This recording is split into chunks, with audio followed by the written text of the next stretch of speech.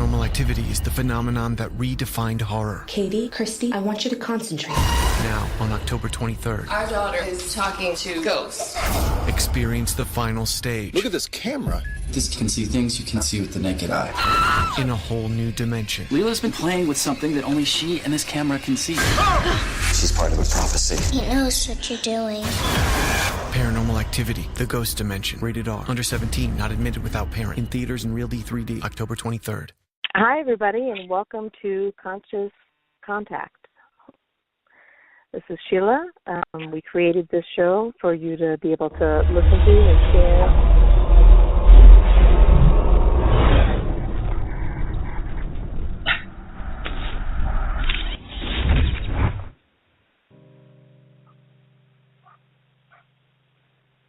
There we go. I'm hearing that we have some.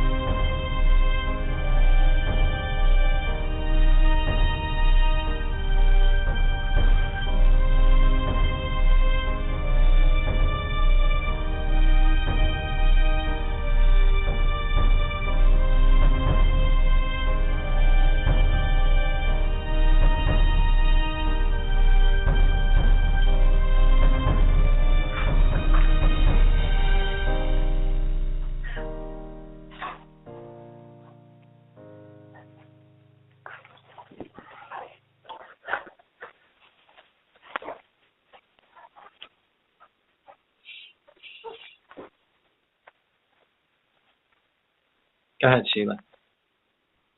Oh, great. Thank you, Ray. So hi, everybody, and welcome to Conscious Contact 88. We created this show so that we'd be able to connect with each other consciously and not only make contact with each other here on the planet, but also those off planet. And so we'll talk about all the creative ways that we're doing that and all the exciting things that we're up to and all different topics. And we can reach out to you all to suggest some topics that you would like to hear us discuss, and then include you in part of the discussion as well. So you have me, Sheila, and if you want to reach any of us here at the show, you're welcome to send us an email at consciouscontact88@gmail.com. So tonight, we have three of us around the round table. I've introduced myself already. We'll go ahead and let Ray introduce himself. So, Ray? Hi, everyone. My name is Raymond Colson, and I'm the founder and owner of Heart-Centered Healings. And thank you for having me on today. I appreciate everything and co-creation, and excited to get the show started. That's great. Thank you, Ray. And thank you for the idea for the show's topic. I'm looking forward to exploring that more with you and with Scott as well. And so, Scott, would you please introduce yourself? Absolutely. First of all, I'd like to say greetings to all of you beautiful souls out there listening in on the call and all the lovely souls that I'm communicating with within the show. Secondly, I've created a YouTube channel. It's actually my name, Scott Mendoza, on YouTube. I've created this brand, if you will, of blasting love and light to anybody who desires it. And I'm just here lit up like a lighthouse, blasting it to whoever wants to receive it. Wow, that's great. Well, thank you both so much. And now the next topic is about co-creation and co-creating. So, Ray, if you were the one that introduced the topic. It really sounds interesting and appealing, and I'm looking forward to hearing. Can you share with us what is your idea about co-creation, and what did you want to discuss and explore with us tonight? Yeah, definitely. This is an interesting topic for me. It's something that it seems like whether we like it or not, we are always constantly co-creating, part of creation. So it's something I am really learning as well. I'm a student of, as well as, talking about it. I thought it'd be a great discussion to talk about this, since we just had a show about creating our own reality. And one of the main questions I have around it is, if we're creating our own reality from our beliefs and our definitions and our thoughts, then how is co-creating involved if it's my own reality? Was really the big question for me. And, I talked about it with a couple people before the show a few days ago, and I really had to feel into the subject about what it meant and how it kind of applies to my life. And, from the start, I guess, once I started feeling into it, that question, what I came up with was our co-creation is basically the circumstances and the situations that we are presented with. And for example, is we all have agreed to be here on planet Earth. So that is a co-creation, meaning, it's not just me here on planet Earth, even though I am creating my own reality. So what I'm saying is the circumstances and the situations presented to me and anyone else in this world, or galaxy, basically we're told that they're meaningless or have no meaning, so they're neutral. And through our beliefs and our definitions, we basically apply meaning, whether it be consciously or unconsciously, to the circumstances or situations that were presented with us.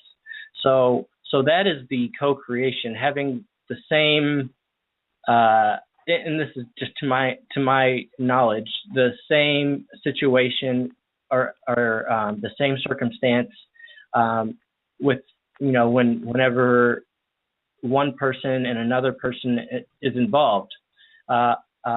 The created reality, your own individual reality of the situation, is how you're experiencing those situations. Now, that being said, I just said that when it's you and someone else involved. That being said, it doesn't have to be another person involved for you to be, quote unquote, co-creating. So here, for an example, is with me, like, I'm an artist. I'm a music producer. I like to draw. I do all kinds of artwork just to express myself. And a lot of times I do that alone. I don't do that with another person, especially when I was making music in my early days. I was doing it all alone. I wasn't collaborating with anyone or anything like that. So even when you're alone, my feeling on the subject is you're co-creating with Source or with God, or with your higher self, however you want to look at that situation. But you're never alone. You're never by yourself. So the co-creating to me is actually not on a physical level, but on an energetic level, where we pretty much know that we create our reality, and like I said, from our beliefs and definitions. A lot of the creation is actually done, I believe, in what's called the template level reality, which is accessed when we're dreaming, when we're much more closer to our who we actually are in our vibratory state of being. We're not these physical bodies, we are light and love and energy pretty much. So when we're dreaming, a lot of the co-creation and creating in general of our lives is done on an energetic level, possibly when we are in the dream state, in that template level reality that we know about. So another thing I kind of wanted to touch on around the subject is, since we have all agreed to co-create, we're not here by ourselves. So we've all agreed to be here with other people. There's 7 billion people on the planet. So, if we've already agreed to this co-creation, that means a lot of things have to do with relationships. And when I say relationship, that doesn't mean with my wife or with my child. That means to anything and everything that we're really kind of perceiving in our physical reality. I think I talked to Scott about something a few months ago about how we can't get ourselves into alignment, by doing meditation or certain permission slip to make ourselves feel good, and then then get out on the road and like cuss out, the drivers and expect us, our reality to reflect something good back to us. You have to maintain, kind of this relationship with almost everything that you come across in your physical reality, so that you can stay in alignment with yourself and create the reality that you are looking to create, the reality that you prefer. So as you can see, there are a lot of questions for me around the topic. I do have somewhat of an understanding of kind of maybe the basics, but I am definitely a student of the subject and open to learning. So, I'm glad to bring this topic to discussion and glad to start the show off. That's great. Amazing. Well, thank you so much, Ray. I'm curious. As hearing you say what you just said and give us your point, I'd like to ask, what is it that's drawing you to this topic? What is it that you want to understand more, that you're reaching to understand more about? What I'm reaching to understand more is just the relationship between the belief system of we are creating our own reality and the fact that we are also co-creating with other beings, whether that be the person you're in a relationship with or that be someone driving down the road. Like I said, it's all a co-creation of the experience. So, like I said, I think I have a basic understanding of maybe how it works, being the experience or the situation or the circumstance is the co-creation. So like I said, we're all here on Earth, but we don't all experience the same reality on Earth. I could be having the time of my life while, someone down the road is having the worst time of their life. So that is the individual created reality. And that's what I just want to help people understand, as well as myself. And that's really what I'm driving at, combining the created reality with the co-creation of other beings as well. Well, try to get a specific example, and then I'm interested. I'd like to get like a specific, just like scenario from you, Ray, if you'd indulge me, because I'm thinking, let's get a scenario if it comes to mind, and then I wanted to see, then kind of take that, Scott, and see what your feedback is or what your ideas are, what comes to you, because really we all have access to whatever this answer is, right? We all have the ability to tap into all that is and kind of let the answer come in.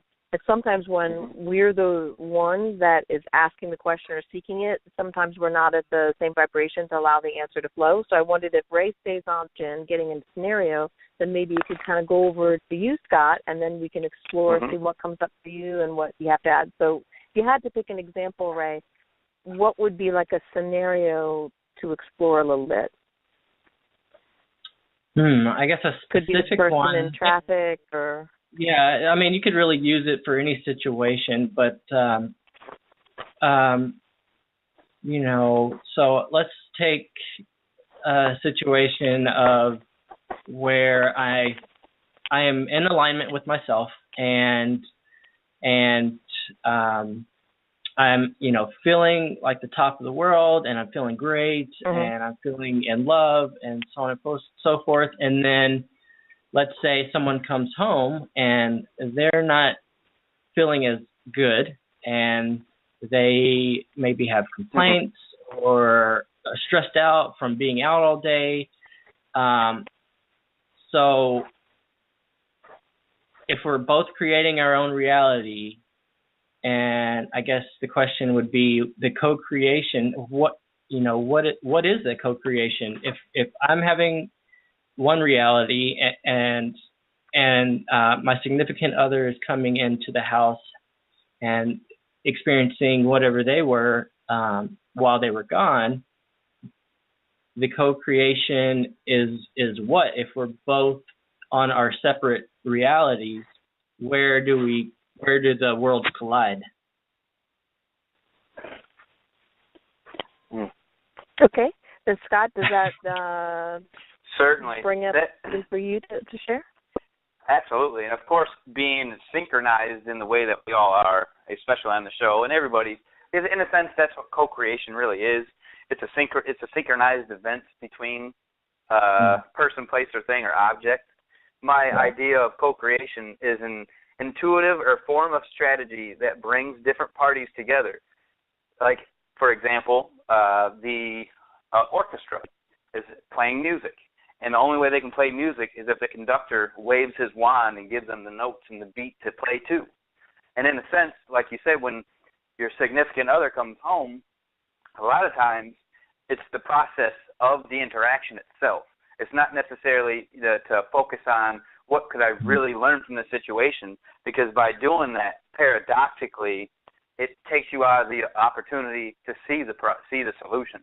Because Albert Einstein said it perfectly: you cannot solve the problem from which it was created.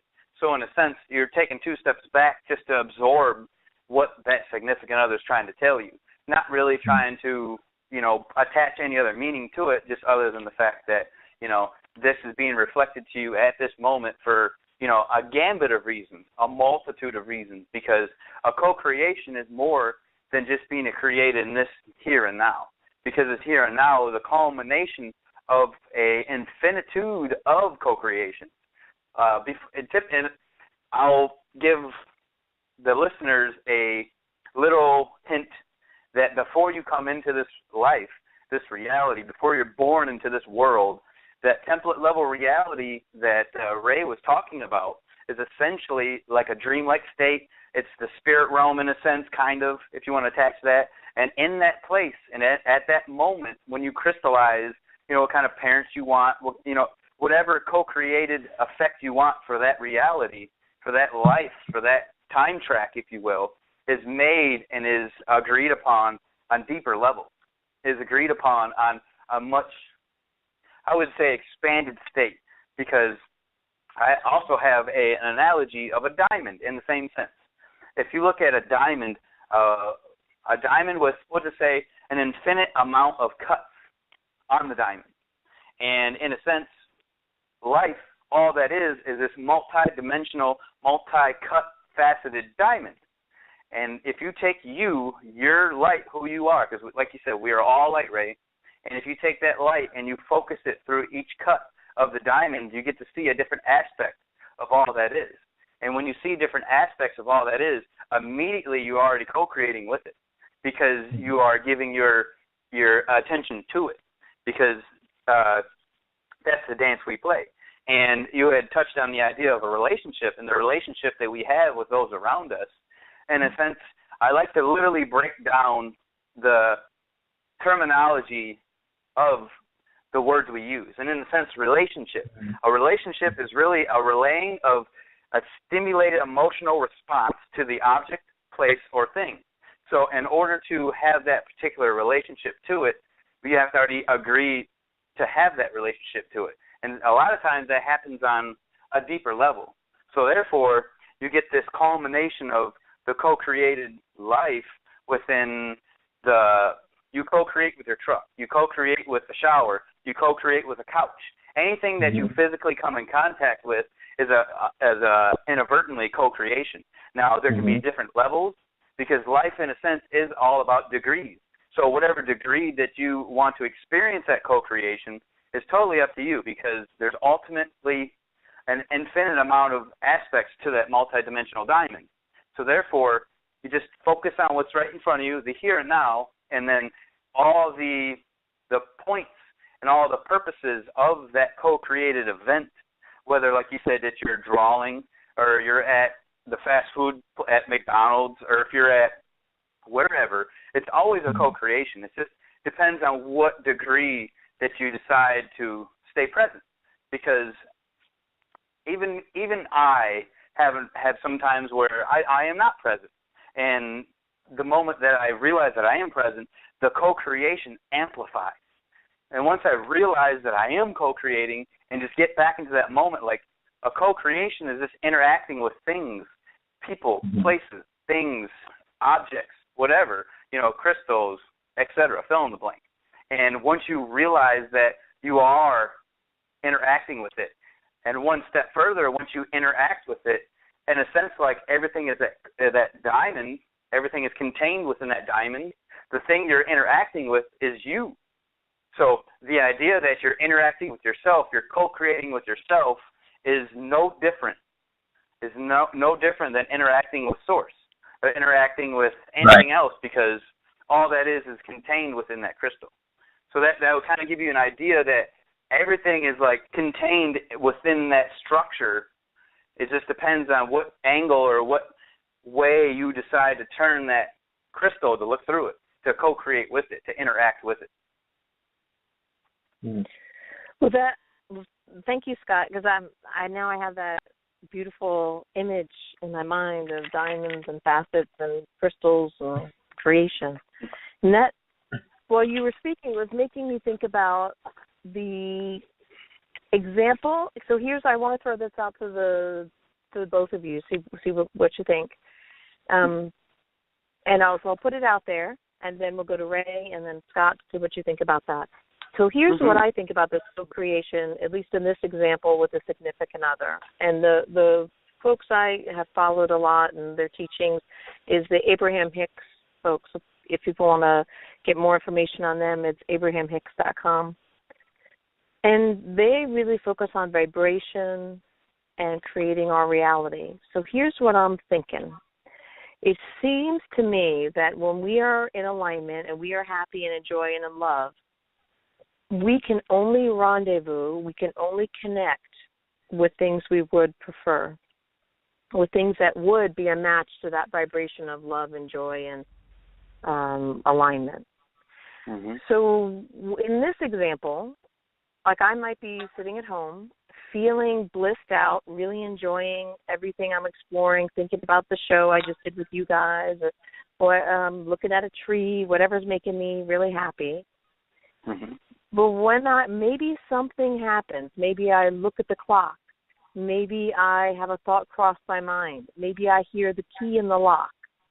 Something happens, and then I think the only way I'd be able to, let me back up. If I was really staying in that blissful state, my significant other would only be able to come home to me and present the version of them I would see would be the version that would resonate with this love and light and bliss. Maybe they had a crummy day, or a version of them had a crummy day. Now we get sort of into parallel realities. But the only one that I would interact with would be the one that had a really good day. Or even if they had a crummy day, they got in a good mood coming home and they were looking forward to, sharing it with me. So what it makes me think when there's a mismatch like that, when there's I think I was in the vibration of love and light, and then I had an experience that wasn't so much love and light, that didn't have that impression, then what I believe is I must have let my vibration change or dip to another vibration. Maybe it's patience, maybe it's due to, I all of a sudden key into what the person said that morning about the kind of day they were going to have, and my thoughts go there and set expectations. And then the only way they can show up is where my vibration is. The only way we can rendezvous and meet has to be with my vibrational level and my expectations. So that's how I think it seems that the men are from Mars and women are from Venus, is because we think we're staying true to our alignment, but something happens so that we shift. And then when we rendezvous, it's at a different vibration. So I'm curious, Ray, to start with you, what are your thoughts on that? Yeah, I mean, for the most part, I agree. We are vibration and we take care of our own state of being. So I guess the confusion is, at times, so if we perceive something that we quote unquote deem negative in the physical world, does that mean at some point we were out of alignment and it's now reflecting, the physical reality is reflecting that back to us? Or does it mean I am witnessing another being out of alignment, and regardless of what they're showing me, regardless of the situation and the circumstance, I can still maintain my own state of being? So to me, I kind of see both sides, because at some point we always have a choice. We always have, we always are able to step back and say, I'm not going to let this affect me or impact me in a negative way. Scott, would you be looking at it? Well, this is my take, and Scott, I know you'll be chiming in here as well, but my take is if we wouldn't take it as a negative thing, we would still see it lovingly, even if it was whatever the situation was, we'd still say. But I think there's a piece of it about we have our vibration varies on different levels. So we might have a vibration about a topic or a vibration about a person. So we're in alignment when we're by ourselves, and then we have this interaction, and then our vibration in a certain area, maybe about relationship or about work, wherever the vibration is, may not be in alignment. Right. I guess what I'm saying. Yeah. What I'm saying is what we perceive is part of all that is, because we are all that is, meaning we are love and the illusion of hate. So the illusion of negativity. So to me, to see that is not meaning I am that all the time. Or, I mean, it does mean I am that, but it also, so that's why I'm able to see it. But how I react to it is my free will, if that makes sense. Exactly. Does that make sense? Yep. So you're kind of saying if we see it, then that's the state of being that we're at. And I'm saying just because we see it doesn't mean that's our current state of being. I think that the way we react to it kind of determines our state of being. Is that not accurate? So today, in today's world, right, there's all kinds of quote unquote negative things going on. There's war, there's people dying, there's toxins being placed into the world, so on and so forth. They're really all just neutral things that are happening. So you said there are negative things happening. So really everything's meaningless, like I said before. Okay. So there's neutral things happening. Okay. That you may have a belief system around that they are negative, and then you're interacting with them. Okay. So, I mean, negativity still exists. We can't say it doesn't exist. We can't say that, yes, time-based illusions, but that doesn't mean they don't exist. So let's not tell ourselves that a certain thing isn't there. Fear is there for a reason. Fear does not. It does exist for a reason. So when you're experiencing that, does that mean you are fear, or does that mean I'm experiencing this circumstance or this situation to maybe help me learn more about myself? Because if you are that, then at what point are you able to step back and say, I'm going to view this as neutral now because I know I can. So really you are this and that. You know what I mean? I'm like, exactly. Exactly. I think it's both of those things you just said, and I would define fear as really just a percentage. Say when you're at love, full love, you're at 100%. If you are down at like 1%, you are experiencing what we would call fear. So it's really. I agree. You agree. call it's it fear, but it's really right. You call it what you want, but it still exists. It's still there. So that's all I'm saying. Is it there, or is it the perception? Is it a disallowance of the love is creating that effect?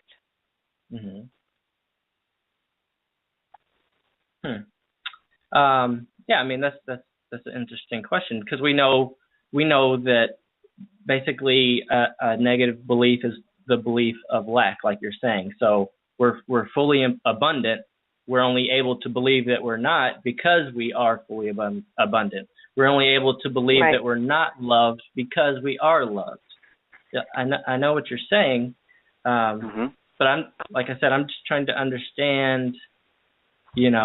So basically, what you're saying is if you're in alignment, then you're never going to experience anything negative, and I don't think that's an accurate statement. I don't think that's an accurate. Well, I didn't say that. I said it was if you like. I would like my low setting, and there's folks you may want to look at the vibrational scale. There's Abraham Hicks has some. I'm sure other teachers have them. So it starts at the very bottom as like fear and powerlessness, and it goes all the way up to joy and ecstasy with optimism and hope somewhere in the middle.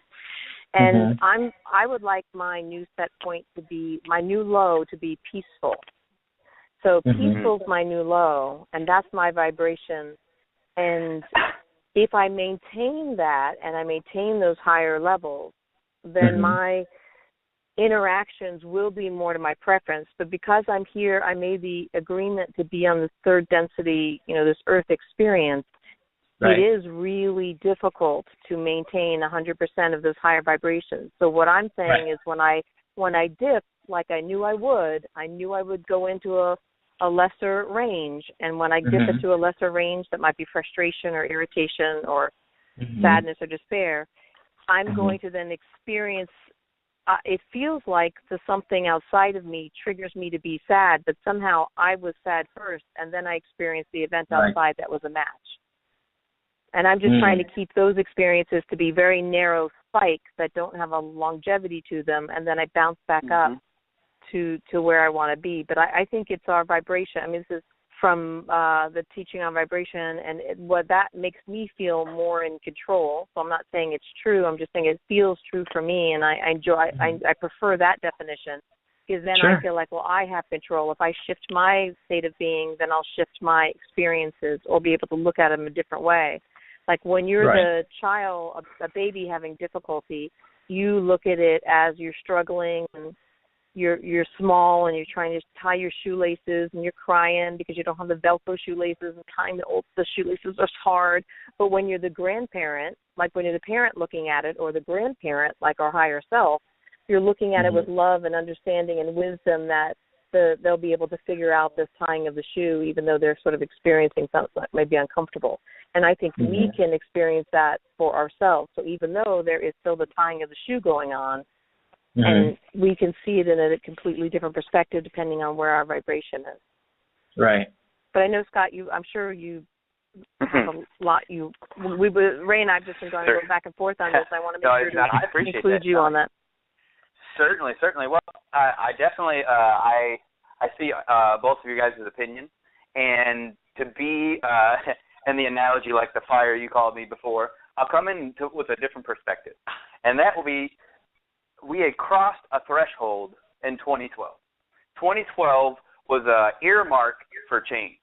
2012 was an idea of transformation, and after we crossed that date, of course, the Mayans understood it, and a lot of other cultures, ancient cultures, understood it.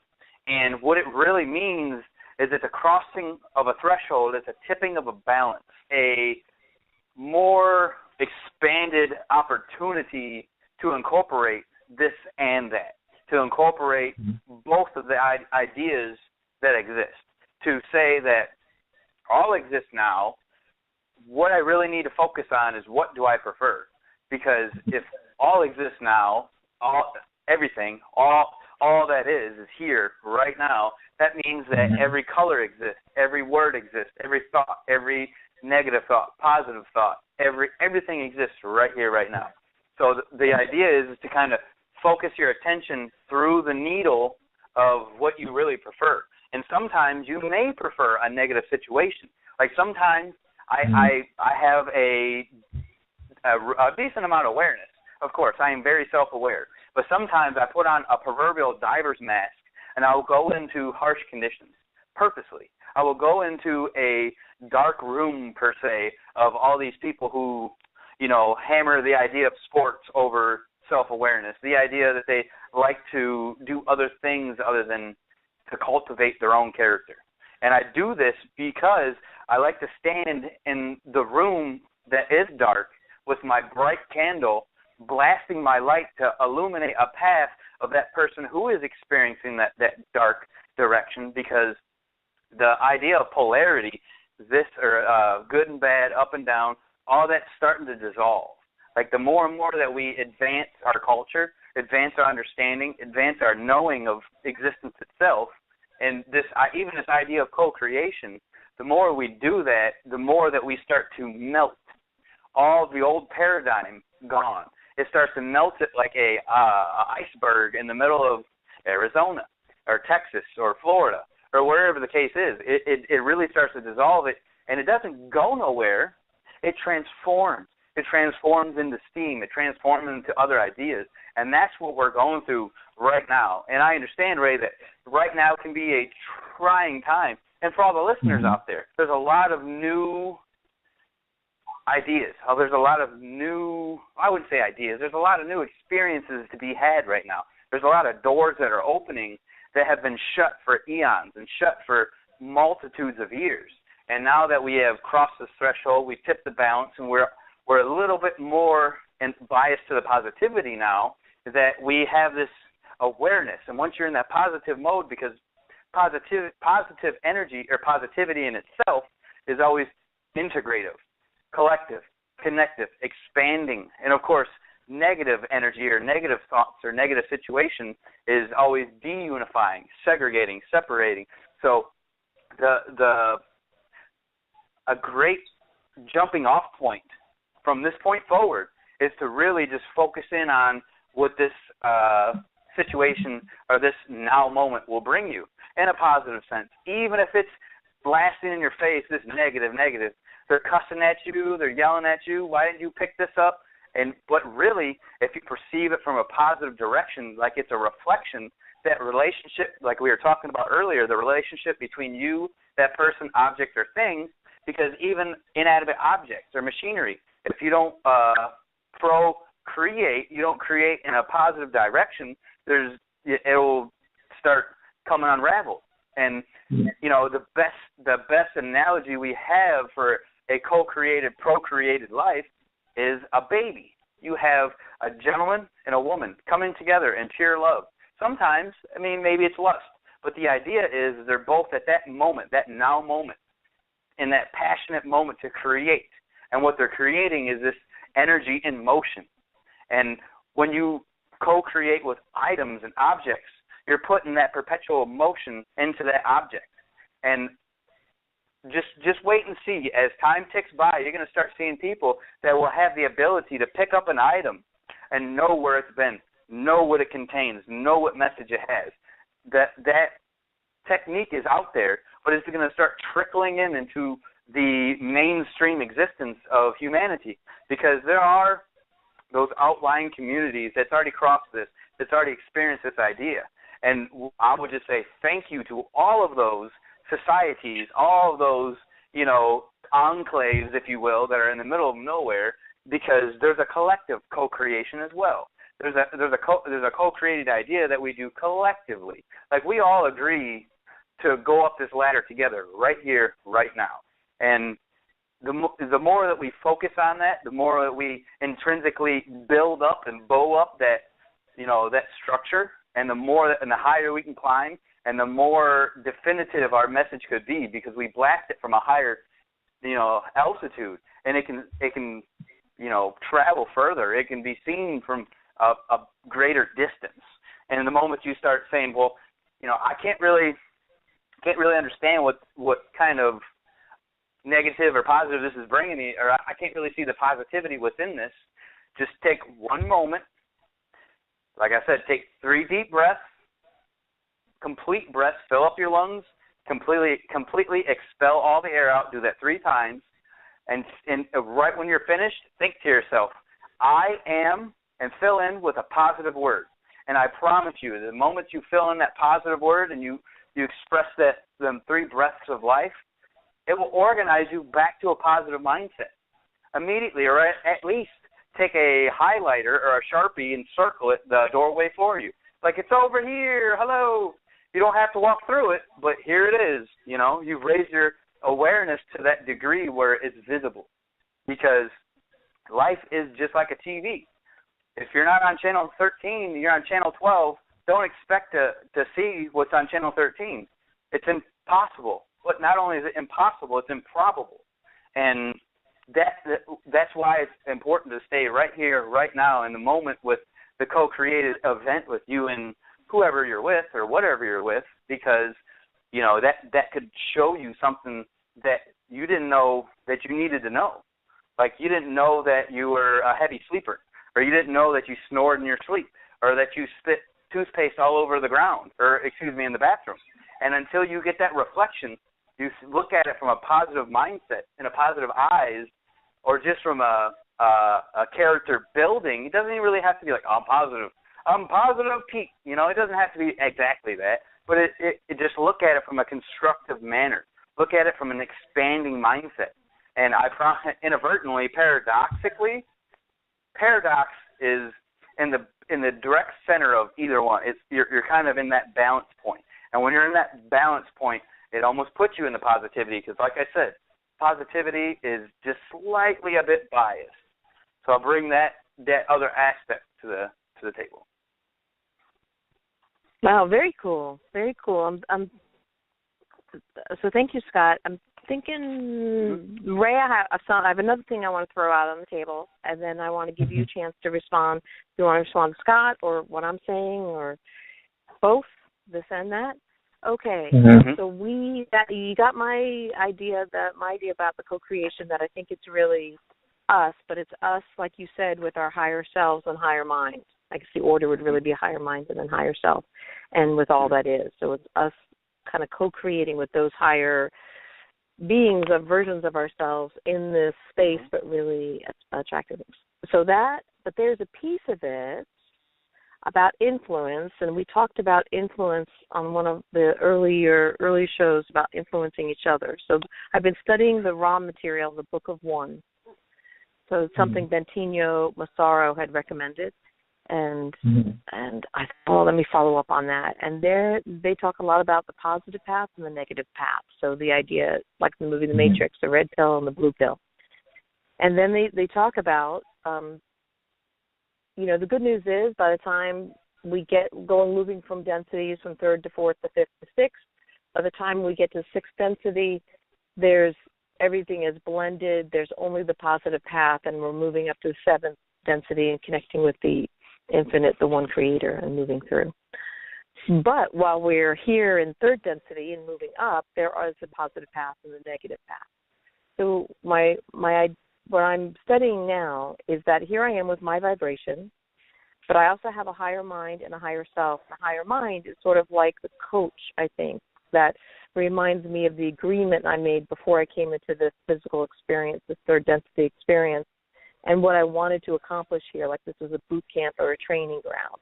So I'm eliciting my vibration real time here, and yet from what I understand, this is my understanding, that because of these previous agreements and the things I wanted to work out in this 3rd density, which we can really accomplish a lot of learning here because of the veil of forgetfulness, because we've forgotten how really powerful and amazing and that we are love and light. We've come here. My higher mind might encourage me to follow a trail of breadcrumbs. I might be encouraged to follow something which could lead to a challenge for me, which is going to have the result that I want. in my development. So I have a question about that, co-creation. Then the question about the positive and negative path, because it seems in the raw material that they talk about the influence of positive beings and negative beings. So if someone puts out a call for love, then these beings will send them love and light. And if someone is susceptible maybe to the negative path or the service of self, and they can receive influence and impact and, in a sense, of co-creation from the negative, the beings who are currently negatively oriented. So I'm curious about the co-creation with, if I'm here with a third density being, I believe that I'm sending out the vibration, I'm getting back what I put out. I'm curious how the co-creation with my higher mind and with positive and negative influences, how does that co-creation, it seems like that's overriding, the free will, at least with the positive and negative. I understand my free will might be in place with the higher mind because I essentially made that agreement previously. But does that bring up anything for you, Ray, or did you want to go back to the so some of the things that Scott had brought up? Let's talk about what you just said. So your higher mind or your higher self is you, first of all. It's not a separate entity. Okay? It's not this other person calling shots or sending you messages or anything like that. Right, it's like a future version of me. The future me. Sure. That's kind of sending its message back. How do you want to look at it? Yeah, it is you. It is your soul. It is your higher self. Okay? So it's not that you are not in control ever. And as far as your lower self, I guess your physical being, you do have the free will. So your higher self is putting breadcrumbs out for you always. It's your choice and your free will within third density to either take that crumb or go another direction. Your higher self should know that the breadcrumb, and I believe is leading you with breadcrumbs to the experience or the feeling or the state of being that you're looking for. But if you can decide not to go that way, you can decide, I want to take things the hard way, like Scott mentioned earlier. Sometimes, people put themselves in a quote-unquote negative situation so they can learn more about themselves, and maybe that's how they do it. So you are always in control, I believe, and you can pick which direction you want to go, regardless of what your higher self is telling you. You don't have to go down that certain path, even though the path you choose and the path your higher self is maybe wanting you to go is different. They're leading to the same place. It's just if you don't take the breadcrumbs, your path is going to be a little more difficult, a little longer, maybe, but you're still going to end up in the same place. And that's where I believe the free will and the choice comes in to play.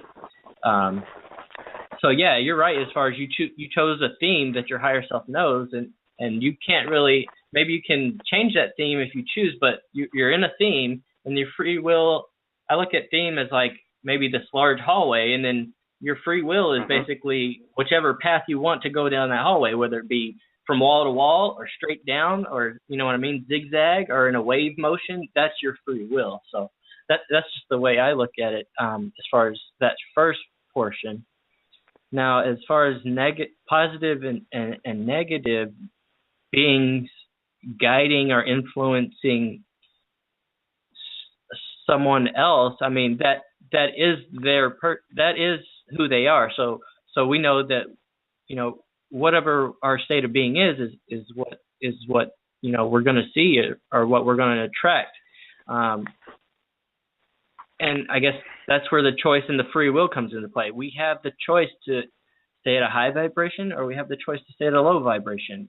And we're using positive and negative as positive being the high vibration and negative being the low vibration. Not that either one is right or wrong. It's just that we have the choice, and it's there. It's all that is there. So we can't say it's only positive and, the negative doesn't exist. Or I'm just inserting this here with the positive path, at least in the raw material. They're talking about it's the balance of love and light and purity and service to others. And the negative path would be the vibrations of service to self, which might include self-love, like being, still love, but love of self, putting the self above others, more of like an imbalance, more of a dominant, submissive type of thing. But sometimes these beings are not third density beings. They are, at least from the material I'm reviewing now, they might be a fourth, fifth, or sixth density being that now is apparently, like your higher self we're living in sort of a right, exactly. Yeah, like your higher self is not a third density being, but it is you, and it is there with you. So, right.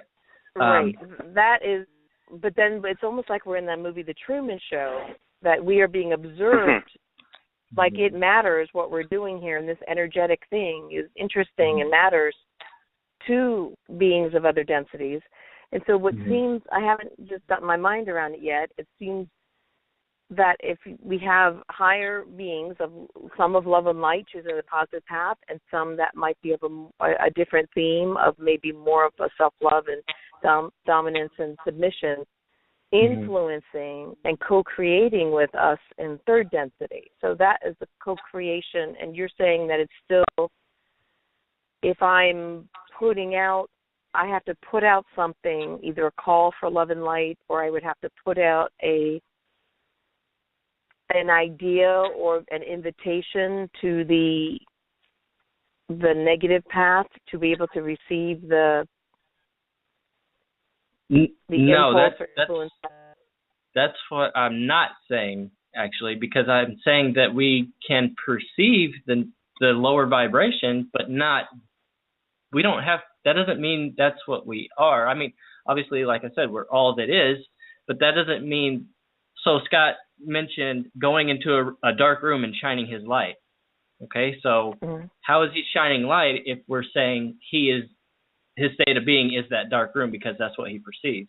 So I know that is a metaphor, but so the example is, say he perceives it as a calling and a place he perceives it a place, and Scott, you'll have to answer this, that you come into this place that that you are using as a place for the people there. It's not dark to you. For you, it's a place of opportunity.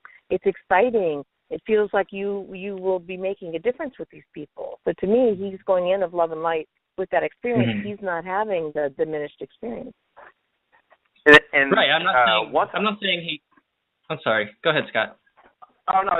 What I was going to say is, like, once I do input myself into a situation like that, once you have a particular amount of awareness, once you have this intention, and you lock your focus in on that, and you have, like we talked about last week, belief systems. You have this belief system that bows up the approach that you're here to help expand instead of absorb their problems. I'm not there to give them a napkin to dry their tears.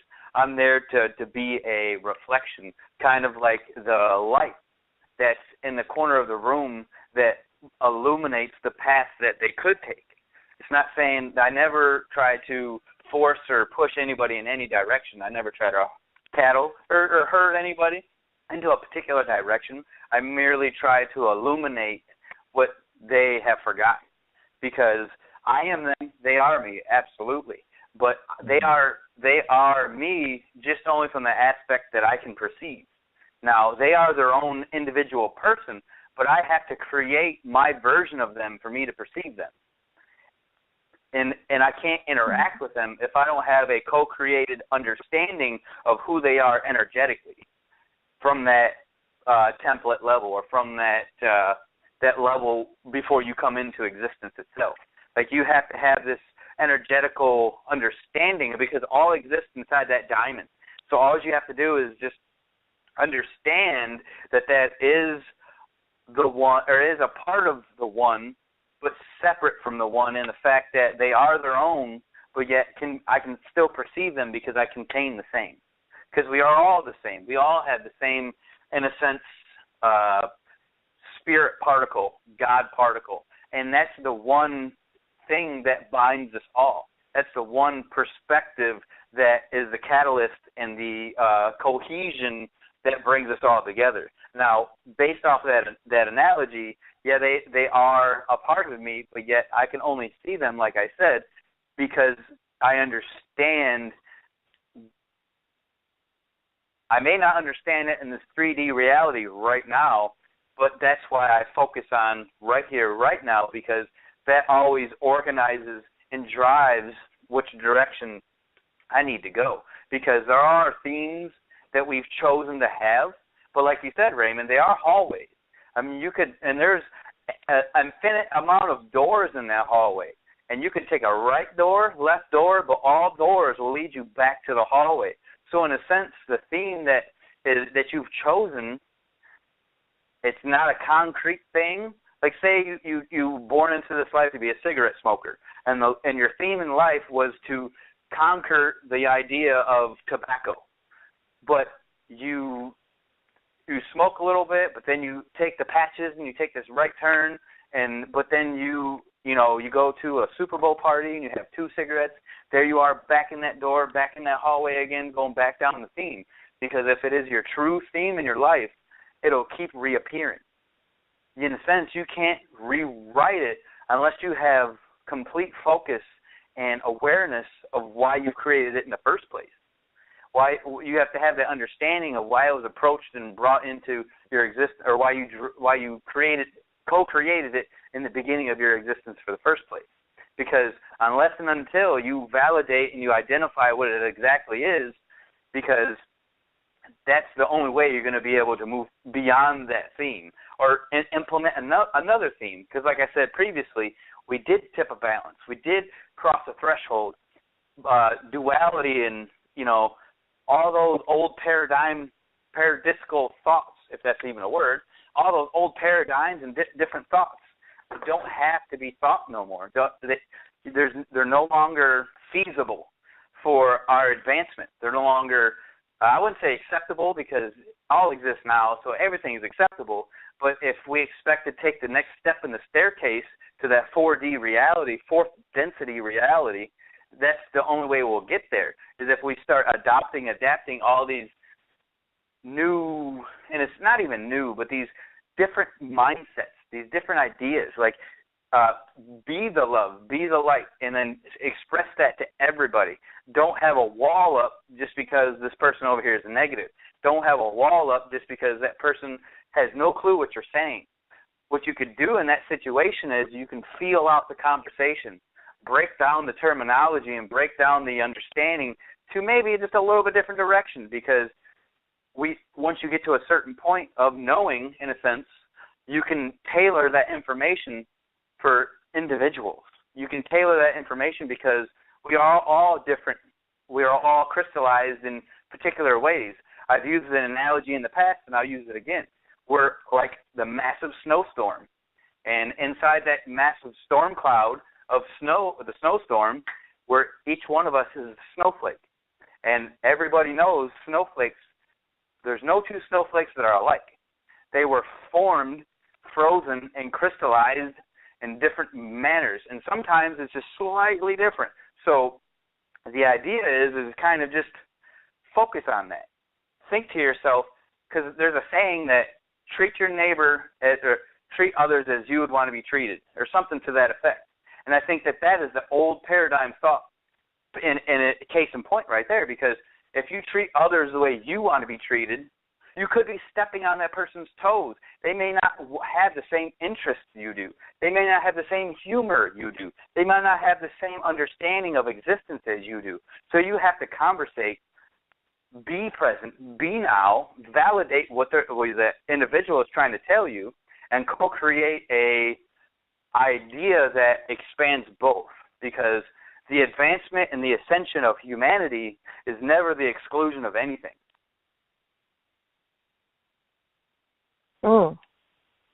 Okay, I'm with. I get it. And now I know, Ray, you were getting ready to. There was something I think on your mind you were going to say. Did you want to pick back up with with that? I think I lost what I was going to say before. Okay. Sorry about that. It was about the. I think No it worries. was about the.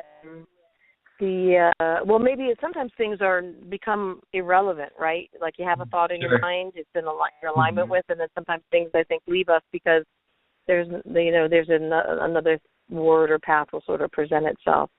It's I'm so glad, Ray, you brought up this topic because it is an area that it really feels like it's the edge of my current understanding. Because when I'm thinking about, okay, we're co-creating and we have these, and I know the end of the story is we all go back to the infinite. We are the one infinite creator experiencing itself as the different facets of the diamond, and we return to that knowing.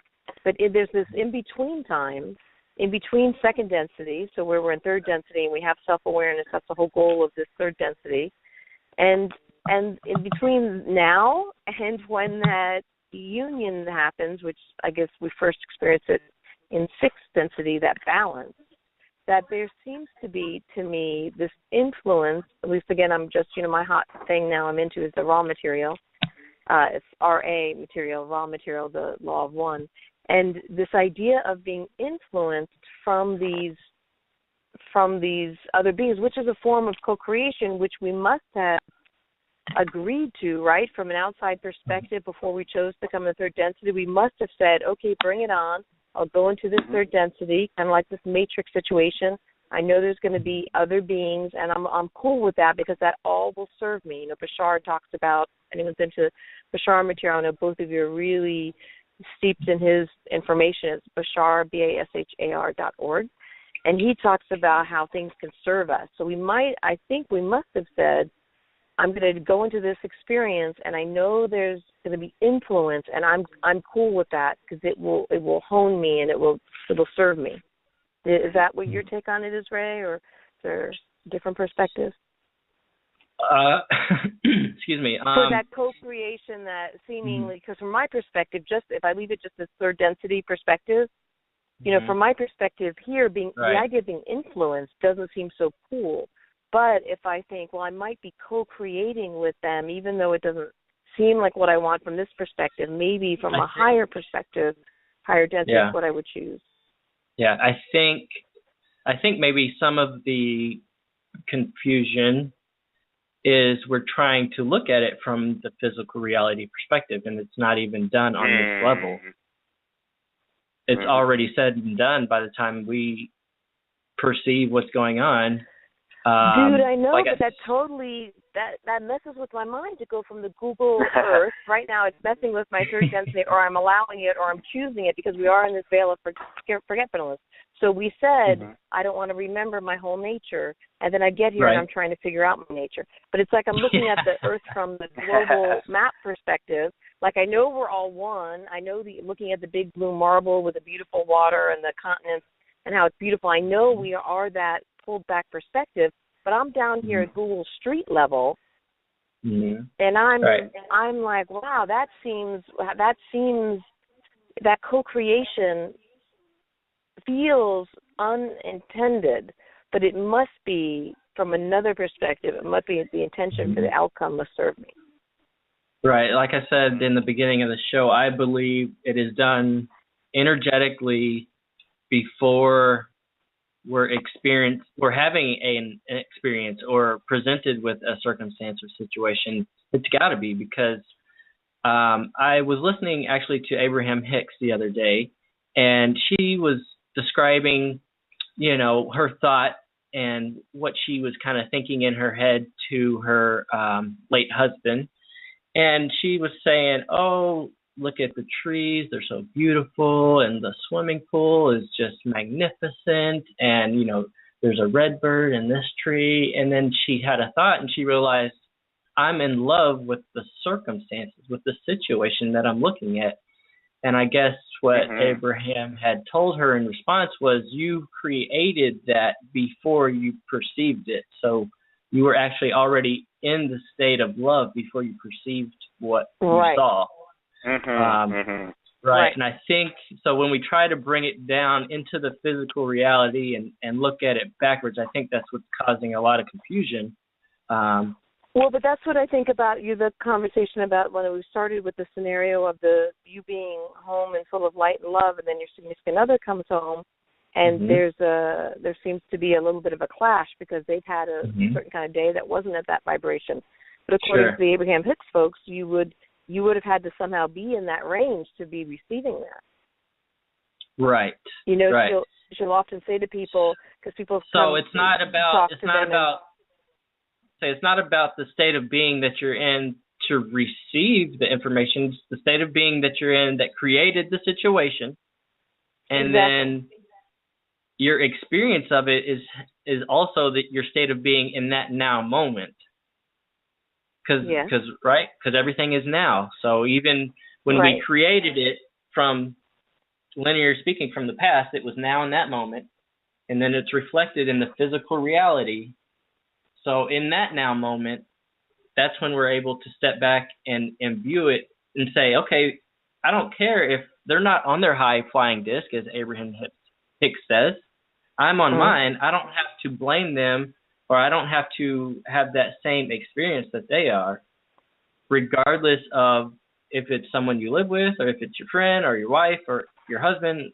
So does that make... Yeah, but I think if we were really on the high-flying disc, they would not intersect with us. They would have, if they were in a bad mood, they would have not come home. They would have stopped and had coffee with a friend until they got in a better mood, and then they would have rendezvoused with us. They would have, I think that's teachings, is if we are really in our alignment, we wouldn't be able to rendezvous at the same physical point. So at some point there must have been something that came in. That's why I said maybe you're looking at the clock or an expectation. The physical interaction is the neutral circumstance. It's not the experience. So it's got nothing to do with you being out of alignment. Everything, because we said everything's neutral, right? Every circumstance and situation that is presented to us is neutral. We're giving it the meaning. So I think you're right. If we see that person as being negative, then yes, at some point we were knocked out of alignment. But for them to be negative and for us to have an experience of, oh, I see that you're not okay right now, that doesn't affect my state of being. I believe is what it said, right? Because okay, here's a physical life example of that. Abraham Hicks is giving teachings to a crowd of people, and there's plenty of people that get up in front of her and say how bad of a time they're feeling. Now that doesn't mean that, or bad of a time they're having in their life. That doesn't mean that Abraham Hicks was out of alignment, or Abraham, whomever's the entity being channeled. That doesn't mean they were out of alignment for them to experience this person coming in front of them and telling them about their hard time in life. Does that make sense to you? Do you see? Well, yeah, because a person, they could have, the story is about, like, flip that to the significant other coming home. So a significant other could home, you're blissfully happy to see them. They're saying the words about rough day, tough time. Their personal experience may be one that is unpleasant to them, but to my them. It has looking nothing at to do them, with us. Right, but my looking at them and hearing the words blah blah, almost like Charlie Brown's parents, wah wah wah wah wah wah. It doesn't impact me. I'm still staying on my high flying. Let me make you dinner. Let me do this, and I can be of influence then to help raise that. Yes. Because I just am refusing, almost like they talk about, this is going to seem like a big leap, but it's the same kind of leap they make in their teachings. You know, when Jesus was among, or when Jesus is among people on the planet, if it's all happening right now, right? When in his time, right? So he only sees people as whole and complete.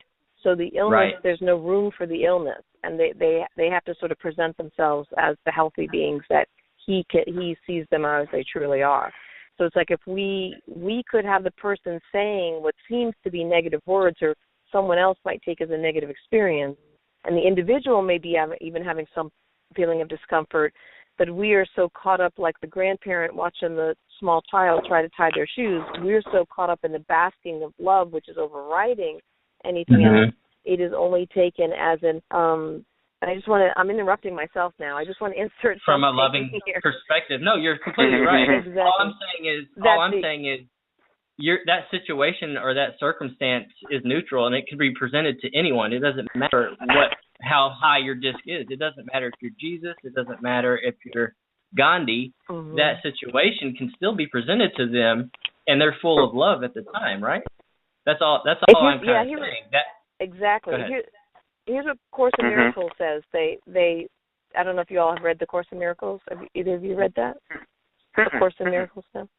It's a non-duality. So you have, Ray? Yes. No?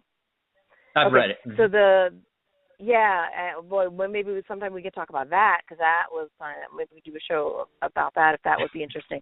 So that's about non-duality. That's about the idea of we're all one. They just have a different take on it, a slightly different flavor or theme than what I'm currently into. But they had this expression that has really brought me some peace. They have this somewhere in the material that's talking about everything is either an expression of love or a call for love. Right. And that really brings me a lot of peace, because when I see my significant other and I'm this expression of love, and I like how Scott talks about shining his light and being like this lighthouse of love that's just kind of beaming love and light, then my significant other is presenting with something that is they're in a little bit of distress. And that is a call for love. When I look at it from that perspective, then I'm still, like you're saying, Ray, maintaining that. I'm looking at it for this loving perspective. So my experience isn't a negative experience. Right. Absolutely.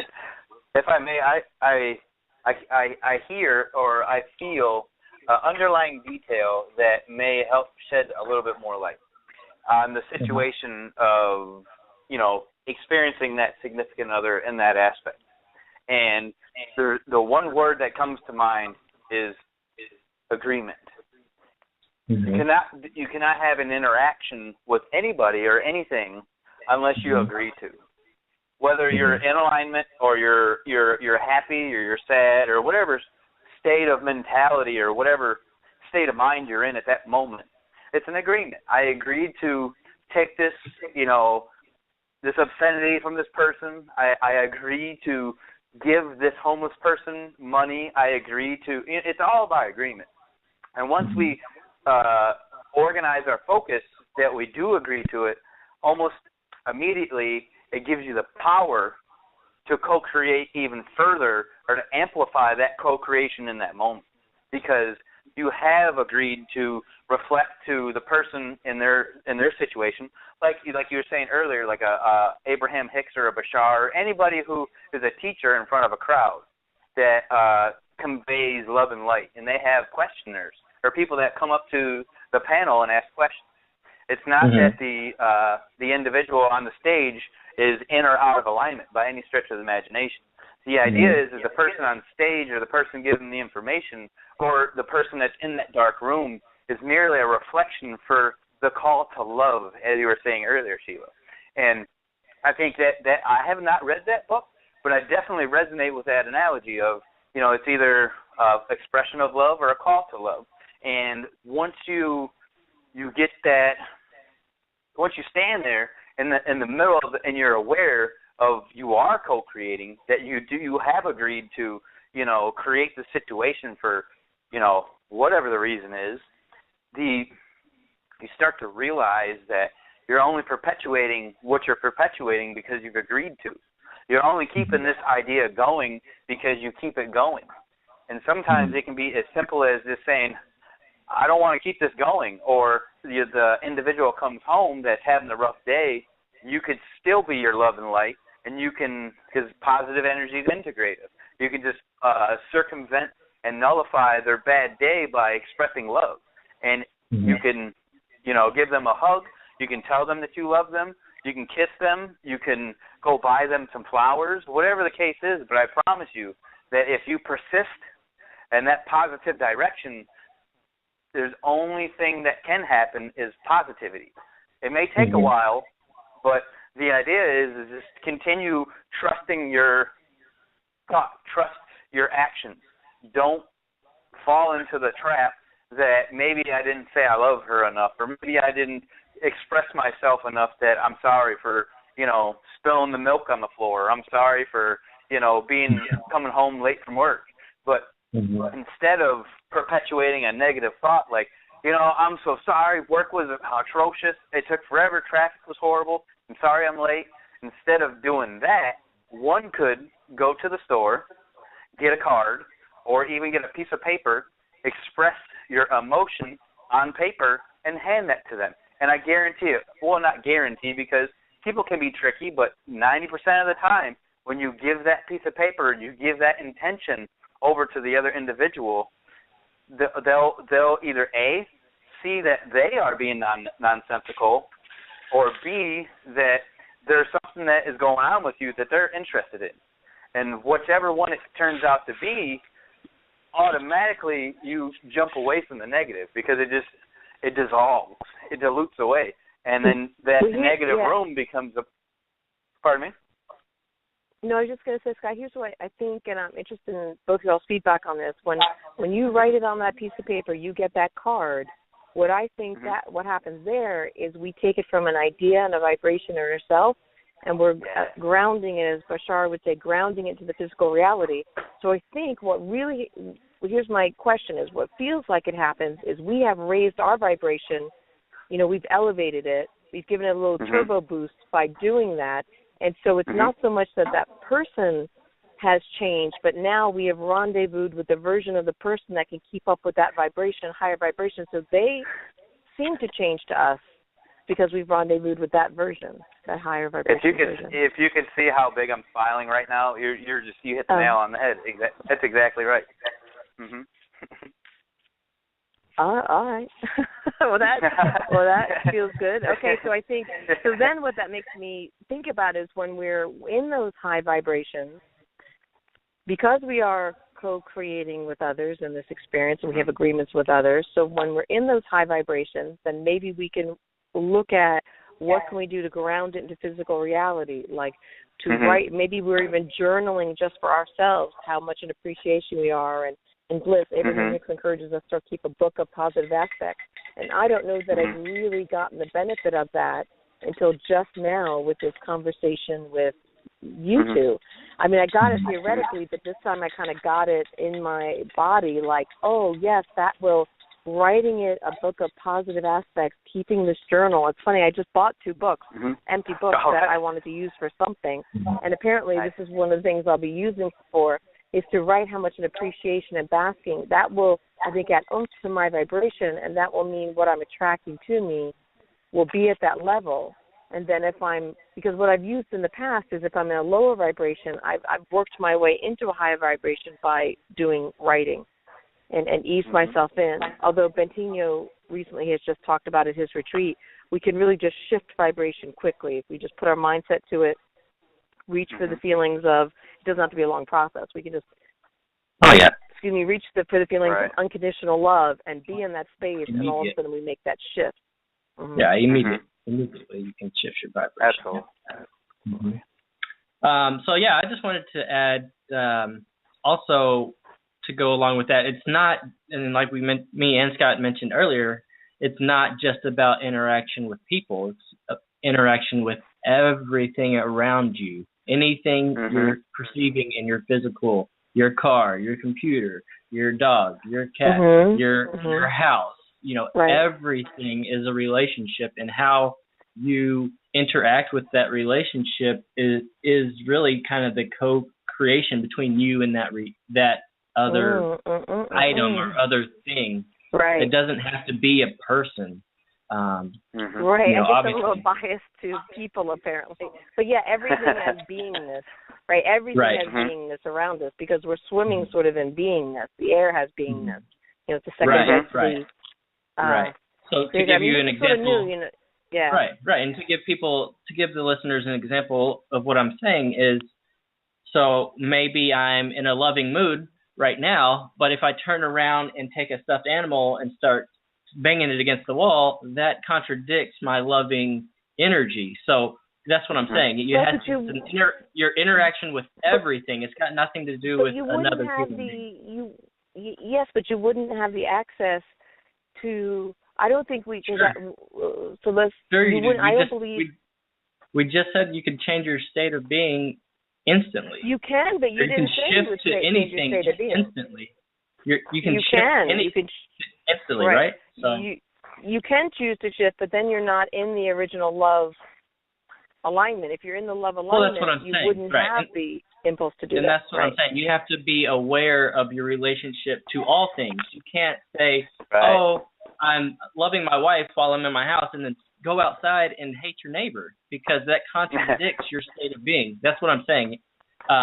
You can go back and forth to each one, but you're not going to elevate that way. You're not going to raise your awareness. You're not going to raise your state of being to a higher and higher level when you're going back and forth with the contradiction. You're going to lose the momentum. Yeah, you're right, going to exactly. lose the That's momentum what I'm of saying. building that positive. Right. Yes. I'm with you now. At first, I wasn't sure what was going on with the shift, but we have free will. We can choose to shift from a good mood to a better mood, or a good mood to a bad mood, and then we have access to all different thoughts and emotions and activities. Right.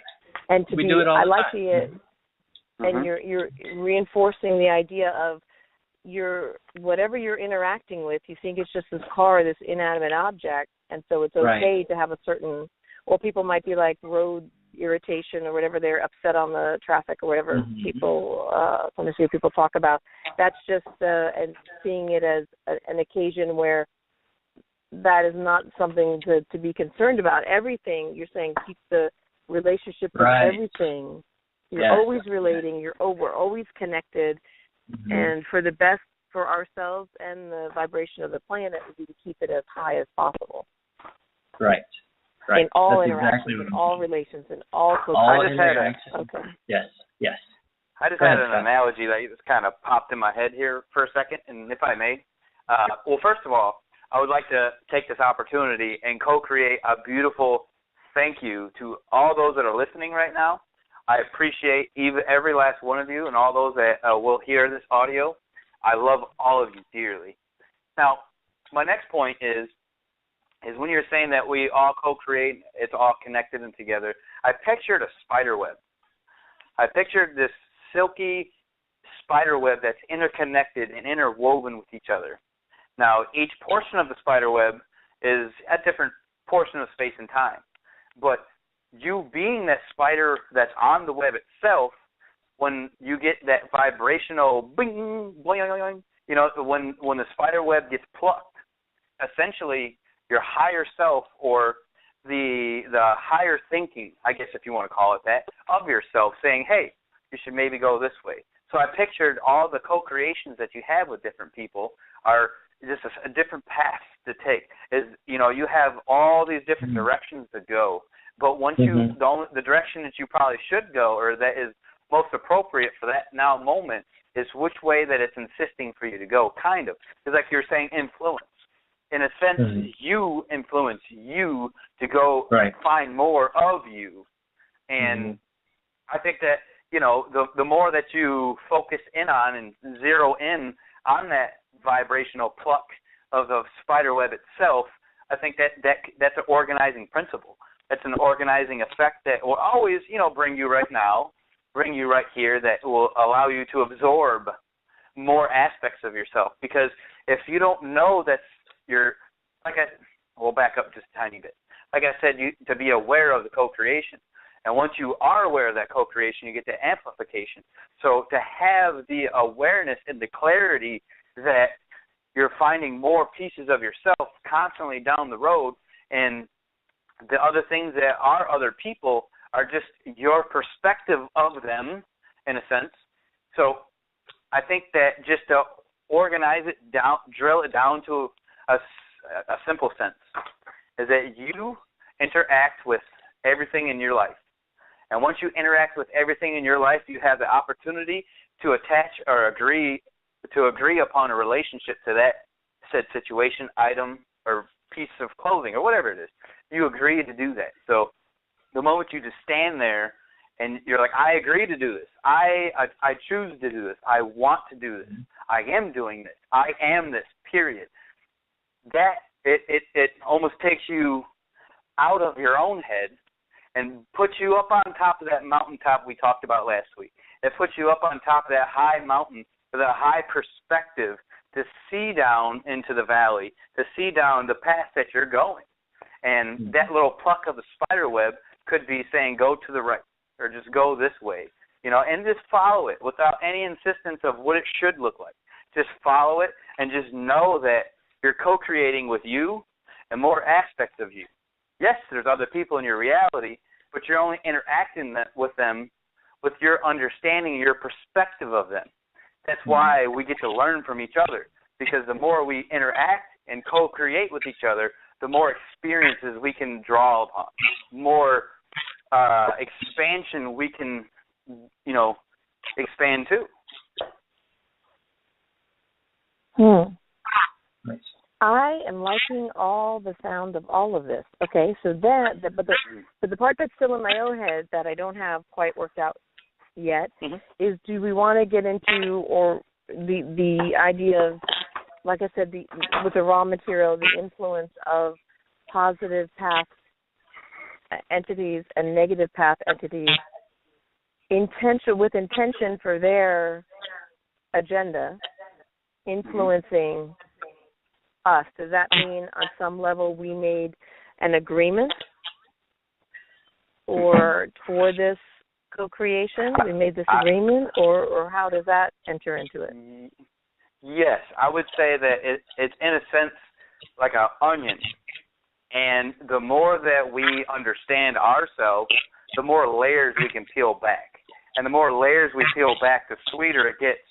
And the more flavor it becomes, and the deeper the colors become, and the deeper the interactions become with people.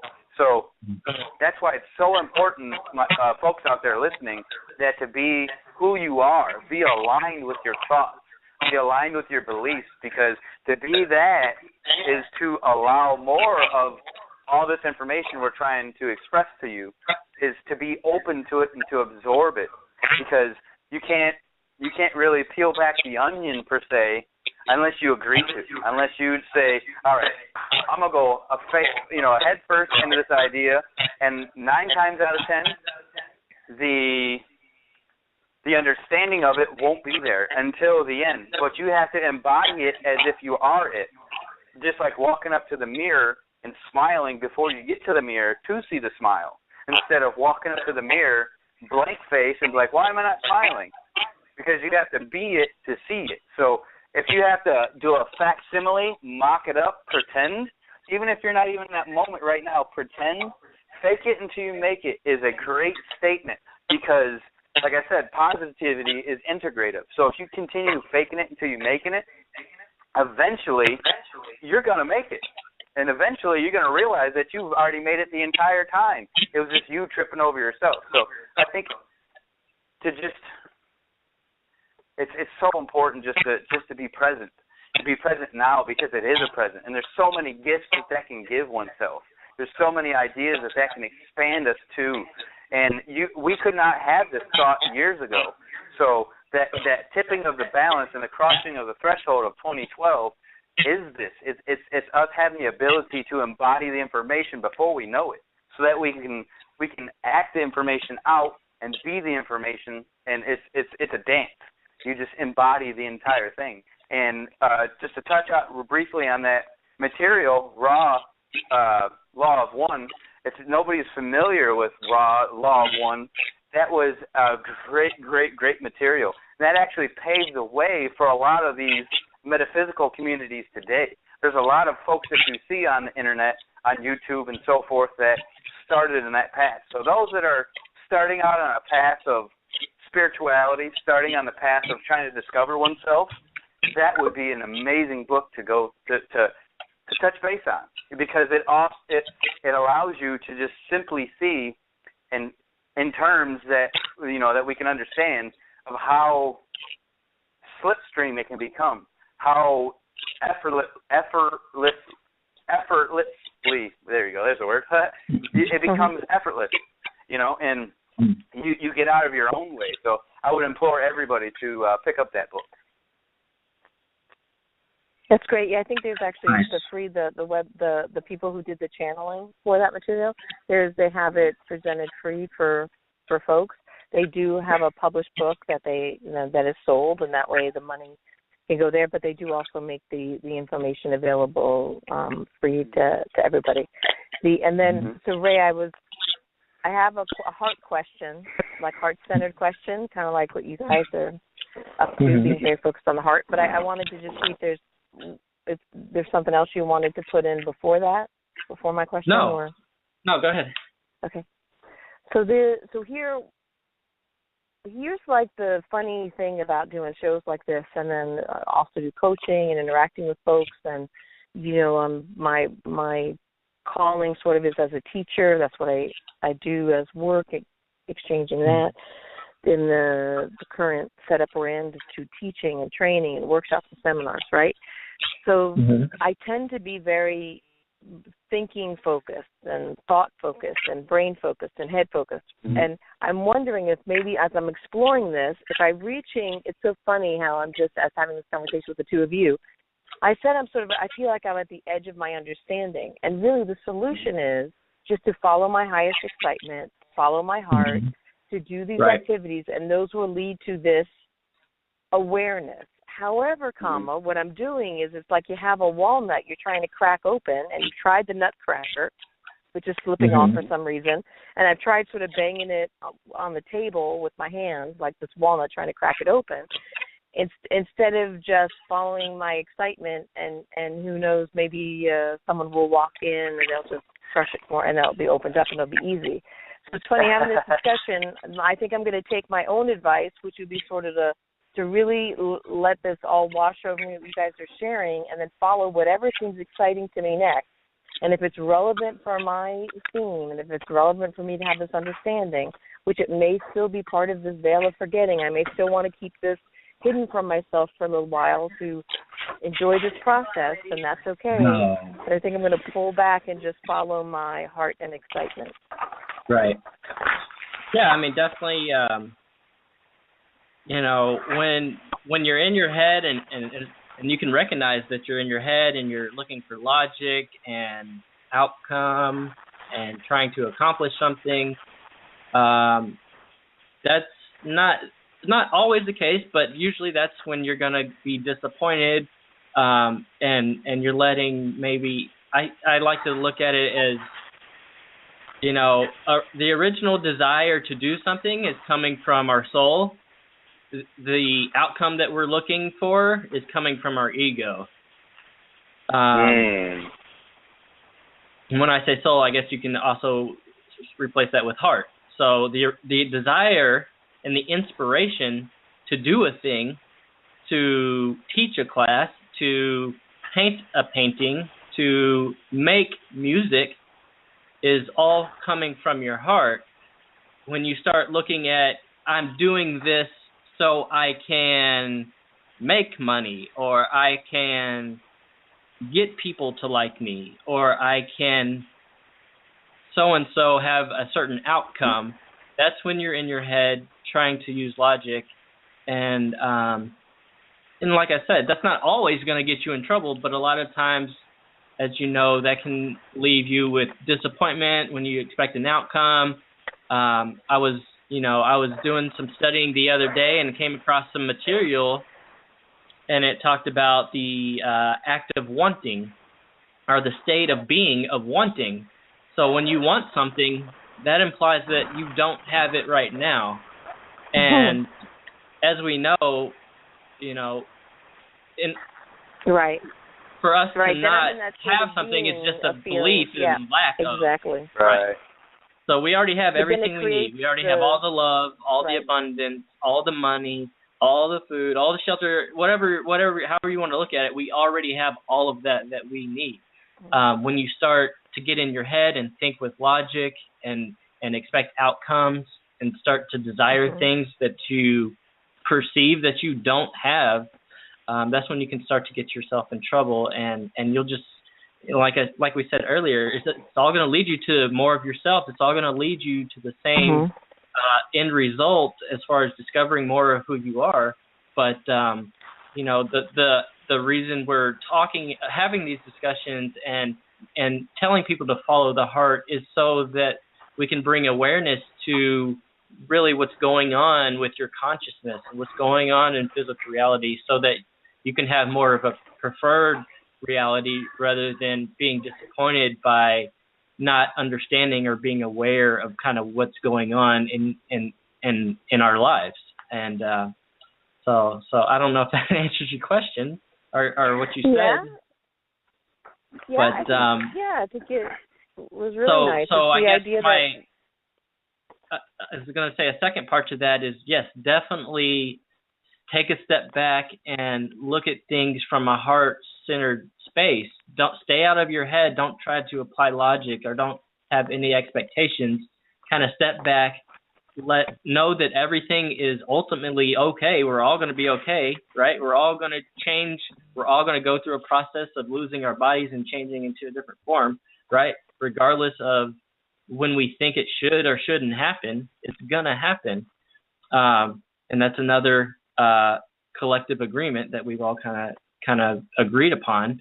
But if you stay in your heart space and just know that things are unfolding as they should, have trust and faith. Faith is a strong word. Just trust that the universe is on your side and responding to you and not what everyone else is thinking you should be doing. When you can get into that space and let your heart lead the way, it's going to be that much easier. You're going to see that much more of a preferred reality to experience, and that's what's going to happen. Absolutely. I would, if I may, I would further that idea of the heart communication concept, and I always say that one must think with their heart, live through their heart, and that is the guiding light. That is the guiding force that always is a precursor that drives us in the direction that, is representative of really who we are. And the moment that you, like Raymond said, get out of your head and you focus your existence and your understanding through your heart, the heart is love is representative by the picture of a heart for a reason, because heart is nothing but love. Heart doesn't contain anything other than the feeling of bliss and the feeling of, total alignment of really who you are, the aligned perspective, the aligned mentality of things that expand you, things that make you greater in the moment. And you had spoke upon Sheila, about the proverbial nut. You don't have anything to crush it with or anything to really to break the nut apart to actually get to the scrumptious inside, if you want to call it that. And what I would say is like I said, live through your heart, think with your heart kind of idea. And that what that does is that brings you right now. When it brings you right now, it makes you drop the nut, stand on it, stand over it, and then your entire weight and your entire understanding crushes the nut and actually exposes the inner flesh or the inner material that you can consume, because you have everything you need right now. You have all the tools that you need to drive your way through life, in a sense. It's just the moment that you start living through your heart and thinking with your heart, boom, oh, that's what I need to do. Oh, that's what I need to do. Instead of what could I do to get this to, and of course, imagination is amazing. Imagination is a good driver itself, but it's a second tier idea to the heart. The heart is pinnacle. The heart is the focus of your physiological body. And the ancient ones understood this. That's why you see a lot of temples and things around the world today, is because, generally speaking, most of those temples were served for healing purposes. And they would use the heart space and the heart frequency, because the heart beats at, it beats. It's electric. It's got EMF, electrical magnetic pulses. And they understood that concept, and they understood that they lived through their heart. So they amplified that to exponential levels, which then allowed the people around them to expand them. And it just becomes like a wave, if you will. And that's why, in a sense, the Mayans just disappeared. because they understood that they served a purpose, they served what they needed to serve, and that was it. They were thinking with their heart. So they expressed to the rest of the world that here's these temples. We're going to leave that as a precursor, an indicator, so when humanity does reach a level, they don't have somebody spoon-feeding them the information. They actually embody the information. And then once they embody the information, being that we are here, we are now, we are energetically at a higher, I don't want to say higher because that kind of gives a judgment call, but we're at a different vibration, a different vibrational makeup. And being that we are in this standpoint, and we are in this precluding existence of what we are now, it just amplifies and amplifies and amplifies. And being that we're all here now, we can all thank ourselves because there's no need to try to get spoon-fed, because it's getting to the point to where we're all starting to embody the information. One may not understand at the moment, but like I said earlier, if you fake it until you make it, it inadvertently drives you to that direction because you are going with your heart. Your heart's telling you that do this. Do this, what you're doing right now, because it's what you need to be doing. And once you start questioning it, like you said earlier, Raymond, it's your ego. Your ego will step in like, wait, no, this isn't gonna serve me. This isn't gonna show me nothing. But really, that's just the ego structure trying to loom over, because we discussed last week, beliefs are reinforcing. They have to be, to be perpetuated. Right. So just focus on your heart, and I'll give a kind of a visual if you want. The best way that when I first started living in my heart and thinking with my heart, the best way I did that, or the most appropriate way, was to visualize my heart, and then my heart would start expanding, like literally in your mind. Just think of your heart growing bigger and enveloping your midsection from your waistline to the top of your shoulders. And as you're thinking about it, it's growing, it's growing, it's growing, it's growing, until that the heart itself is from the bottom of your feet to the top of your head. You're one giant walking heart. That's the only organ you have. And once you think about the fact that you are just a heart, you get rid of your pulmonary system, you get rid of your lungs, you get rid of all exteriors, because those are second-tier ideas. Those are second-level notions. Those are a necessity, of course, but we're not going to focus on that right at the moment. If you just take the idea of the heart and expand it to your entire body, and you allow it to envelop your being, and you become more than just this tiny little heart that's just pitter-patting in your chest. No. You are this massive muscle, because a heart is a muscle. It's a massive organ that allows you to circulate this positivity. It allows you to circulate this flow, this non-resistance, because once you start resisting, the heart that you are will start to murmur, will start to trip over its own feet, will start to, shrink. It's starting to shrink back down. Once the ego steps in front, the heart will start to shrink back, and the moment you feel the ego starting to, say, hey, this isn't going to take you in the right direction, remember that you're right here. You're right now for the reason to be the muscle, to be the heart, to give that experience to everything that's been experienced already, to attach that new meaning, because we have tipped the balance. We have tipped the scales. So now we're here to attach all this new meaning to all the same set experience that has always existed. Because nothing's new under the sun. We all know that. And the what is going to be new under the sun that, our galaxy or our solar system rotates around, in a sense, is this new love that we're bringing to everybody. Because all the ancient ones had the knowledge, but they didn't have the love. If anybody understands the Atlantean Empire, they had all the knowledge in the world. They could wink out of existence and teleport wherever. I mean, whatever you could think of, really. But the fact is they didn't know how to implement a loving candor, a loving character, and balance it correctly with the negativity. They didn't know how to balance in dark and light. They just had them both occupying the same space, destroying each other, pulling each other in different directions. Because back then, the balance wasn't tipped yet. The threshold wasn't crossed. Everything was, different back then.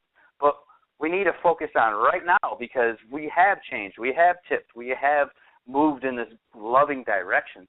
So I just implore everybody to think about the fact that you are in 2015 with this loving wave that you're on your surfboard, hang 10, my friends, because we're riding this wave. And, I'm trying to bring everybody along that even if they don't know how to surf the wave, pretend, lay down, act on your excitement, however, whatever you have to do to ride this wave, do it.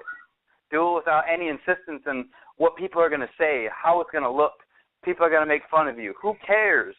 The idea is to just be you. Be you, because now, in this day, we can be us without that over-looming aspect of judgment. I mean, it's all here now, but what is here now more than ever is this wave of love, this wave of transformation. Wow. See, I want to ride the wave.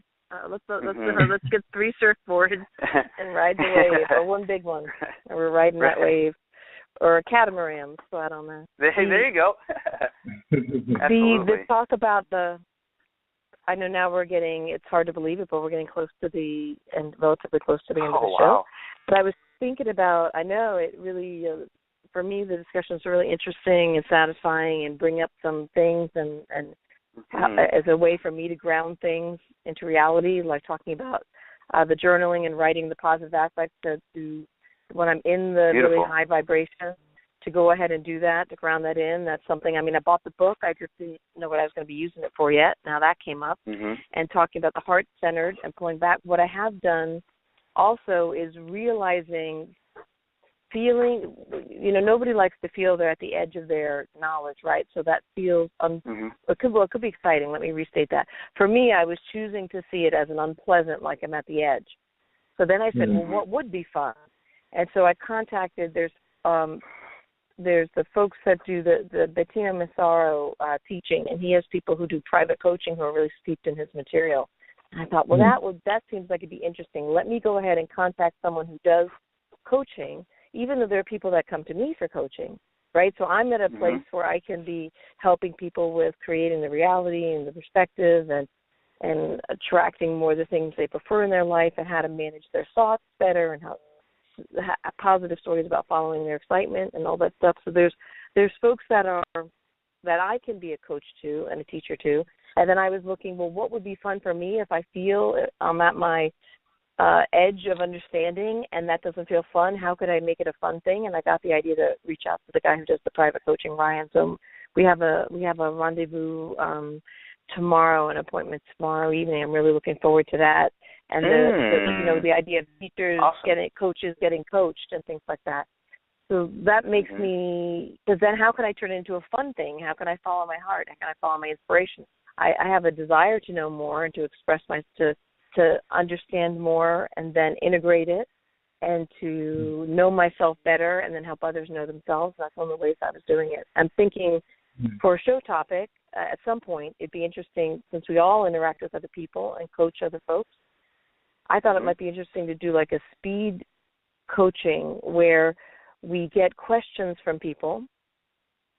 We take questions, and then we'll have to talk about some of the logistics of how we sort of gather these questions from folks who might just have questions from folks in our real life, and then we each we will present a question, and then we each take a turn on what we would say to that person, like what comes up for us to give that person some tools or techniques or some energy. It might just be sort of an energetic, hopeful solution for them, in addition to some tools and techniques and permission slips like that kind of thing.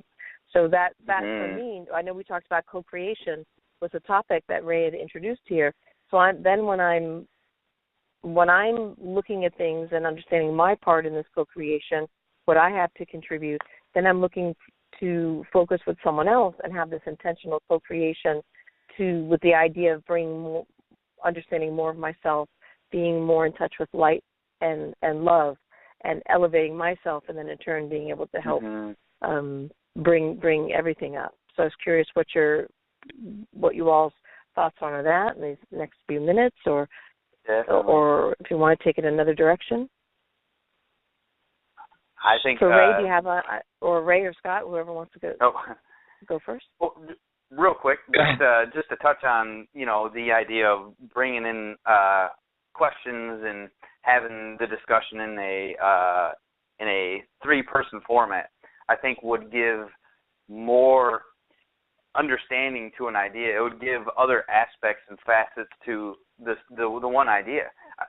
I also think that it could expand one in a more beneficial way than if they're just getting a one direction, one minded in a sense kind of answer. So yeah, I'm definitely with you. And all the listeners in right now, if you have some questions, feel free to email us at Conscious Contact 88 with any questions you have, and we'll be able to discuss them. Great, and Ray? Yeah. I mean, that sounds like a great idea to me as well. Like Scott said, you're not just getting coaching from one perspective, which obviously can be beneficial to take another perspective other than your own, so you can help you step back and look at a situation that you're currently going through.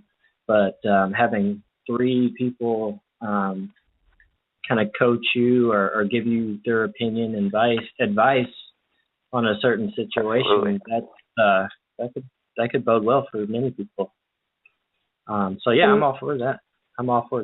Oh, that's great. Thank you both. And what I'm thinking is it's selfishly, it's a service to myself. I think it will be beneficial to me as what I'm seeing as an individual, right? My development to focus on something like that.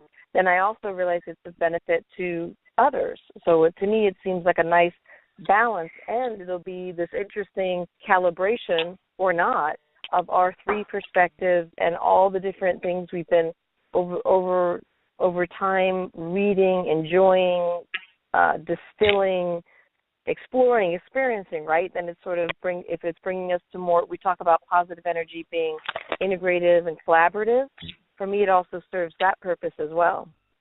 It'll be interesting to see the synergy. So, yeah, coming together on that, and then it seems like it would sort of intensify. I mean, the goal is to be of service, right? And so that seems like only good can come from that idea, and then that would, I would think, would have a vibration at a level that the whatever the best words to express or energetically end with words for this person who asked the question, then it seems like that would be able to come through because we are at the higher level. We would have access to whatever might be the best or meaningful, like almost like we're allowing our higher minds, opening ourselves up to maybe communicate with that being's higher mind that has the question, and then we figure out what is the right thing. I think we've all had the experience of saying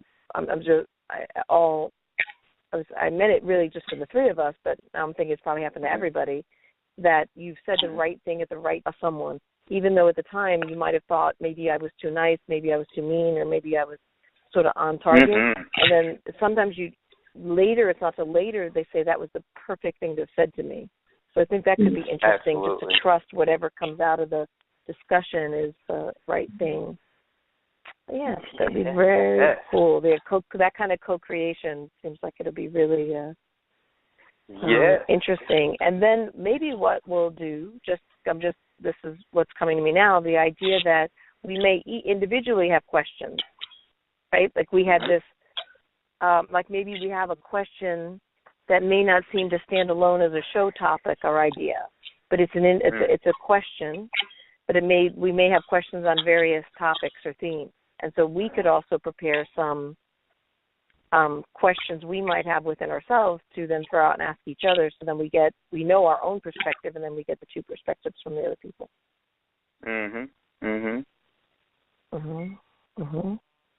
Amazing. Great. Yeah, Great. I definitely, I would definitely, just to share an experience that happened with me just real quickly on co-creation, and just to give an example to others. I was driving home from work today, and there was a gentleman on the side of the road, and it's pouring down rain all day today, and this gentleman's on the side of the road with a sign: "Need food, need money, please help." I initially looked over to the sign, and there was a bunch of traffic right there, so I couldn't do anything.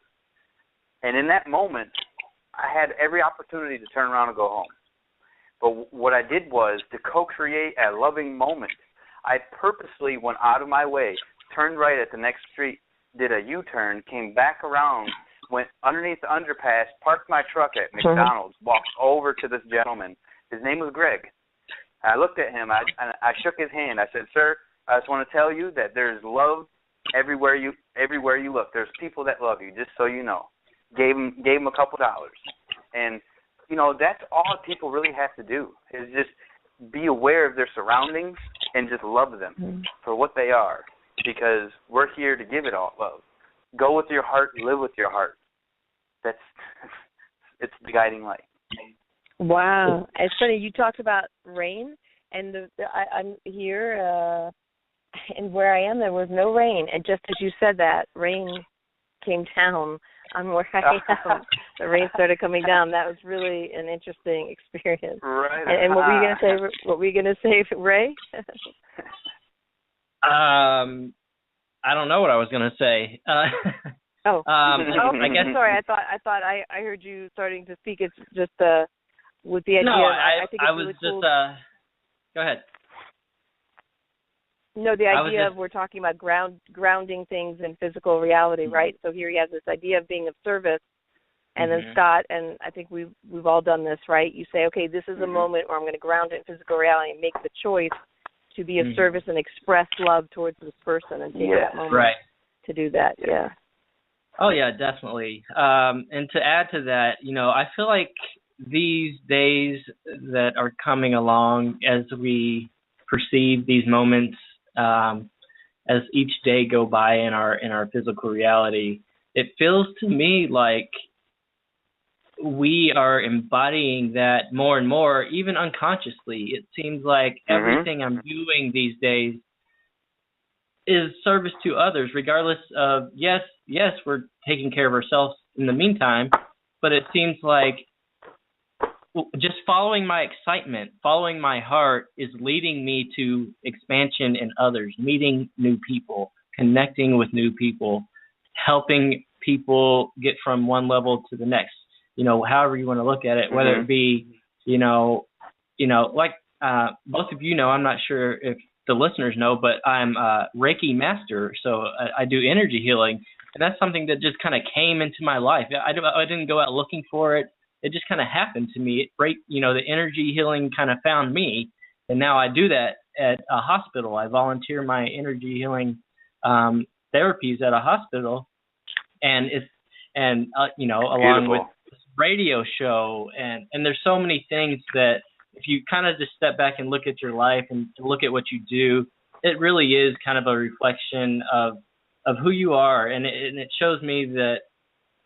Even though there might be days where I don't feel as good, like I said, there might be days where I don't feel as good, or something that I might get frustrated or stressed with. In the long run, I kind of step back and look at, okay, everything's okay. I'm heading in the direction that I want to be. I'm happy with where my life is.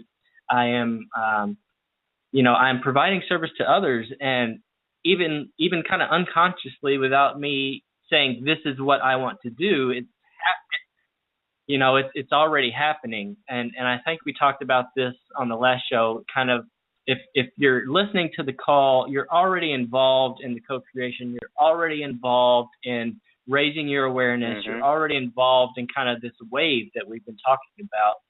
And to kind of close up with co-creation as well, this is something we've already agreed upon. It's already happening. It's not like we can say, I don't want this anymore, because it's just part of who we are. It's part of being human, part of being energy. It's part of we are all connected. for this reason. So I just wanted to end with that. Beautiful. Wow, that is really, really nice. Well, thank you. Thank you both so much for sharing time and your focus and your positive intention and your willingness to step out there and just be who you continue to be, who you are, love and light, and to be of service to others in this way. It's just wonderful to be part of this collaboration. Absolutely. Great. All right, thank you. And we will look forward